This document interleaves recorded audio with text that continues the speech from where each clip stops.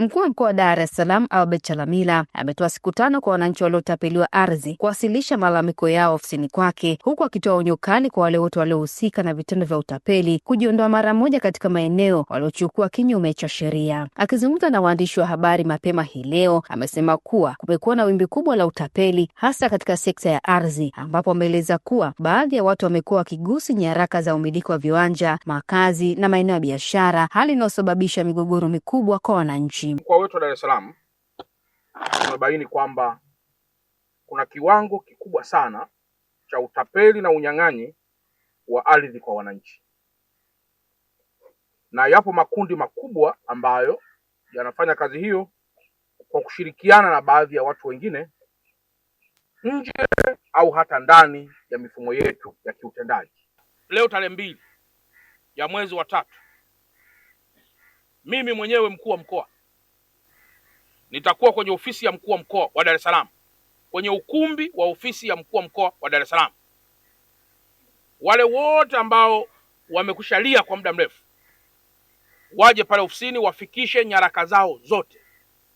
Natoa wiki moja tu, kwa maana leo Jumatatu, mwisho siku ya Ijumaa, walete taarifa zao zote na ushahidi wao wote. Aidha, amedai kuwa baadhi ya watu wanaojihusisha na vitendo hivyo wanatajwa kuwa na ushawishi mkubwa au kushika nyadhifa za juu serikalini na katika taasisi mbalimbali, jambo linaloongeza ugumu katika upatikanaji wa haki. Chalamila amesisitiza kuwa hakuna mtu aliye juu ya sheria, akionya kuwa hatua kali za kisheria zitachukuliwa bila kujali hadhi, nafasi au ushawishi wa mhusika. Amesema pia ofisi yake itashirikiana na vyombo vya dola na mamlaka husika kuhakikisha wote waliohusika wanawajibishwa ipasavyo. Makundi haya ya watu natoa wiki moja tu inatosha, na kwamba wao wenyewe kwa ridhaa yao warudishe zile mali ambazo wamezipokonya kwa watu.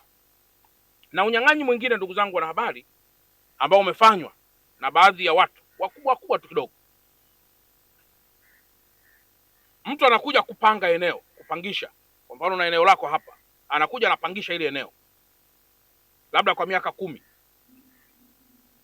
lakini baada ya muda anafoji nyaraka zote, anaonesha kwamba ile eneo yeye ni mpangaji wa miaka 50. Sambamba na hilo, Chalamila amesema kuwa kumekuwa na ongezeko la mikopo umiza, huku akieleza kuwa baadhi ya wananchi hujikuta wakisainisha mikataba ya kuuza mali zao wanapochukua mikopo bila kuelewa kikamilifu masharti ya mikataba hiyo, ambapo amesema matokeo yake ni kupoteza viwanja na nyumba zao baada ya kushindwa kurejesha mikopo hiyo kwa wakati. Chalamila amewataka wananchi kuwa makini kabla ya kusaini nyaraka zozote za kisheria na kushauriana na wataalamu au mamlaka husika ili kuepuka hasara zisizo za lazima. Mikopo, wanasema mikopo umiza. Ipo baadhi ya mikopo ambayo watu wanakopeshana. Anakopa leo, anasaini mkataba wa mkopo leo, lakini muda huo pia leo wakati anasaini mkataba wa mauziano wa kukopa, leo hiyo anasaini tena mkataba wa kuuza eneo lake. Manake ni kwamba anapokopeshwa anawekewa masharti kwamba ifikapo kesho saa 9 ardhi hiyo, nyumba hiyo au kitu alichoweka dhamana kitauzwa. Kwa anasaini mikataba yote miwili. Kwa hapa napo tumegundua pana unyang'anyi mkubwa mno. Mkuu wa mkoa wa Dar es Salaam anataraji kufanya ziara maalum Machi 9 katika maeneo yaliyoathirika na migogoro hiyo kwa lengo la kukagua hali halisi, kusikiliza kero za wananchi moja kwa moja na kuhakikisha haki inasimamiwa kwa wote. Nikiripoti kutoka Mlimani TV, ni mimi Asha Athumani.